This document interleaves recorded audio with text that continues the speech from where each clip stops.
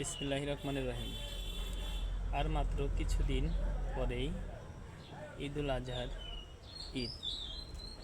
আমরা সবাই জানি এই ঈদে আমরা গরু কিনবো, জব করব, একমাত্র আল্লাহ পাকের নাম নিয়ে জব করব।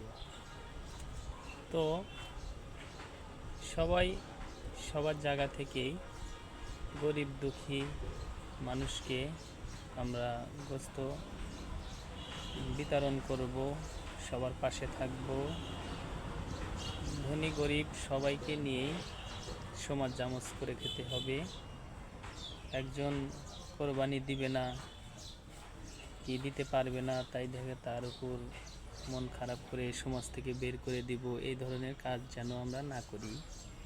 আমাদের সবাইকে খেয়াল রাখতে হবে, ধনী গরিব সবাইকে নিয়ে সমাজ করে খেতে হবে। তাই সবাই গরিবদের পাশে থাকব।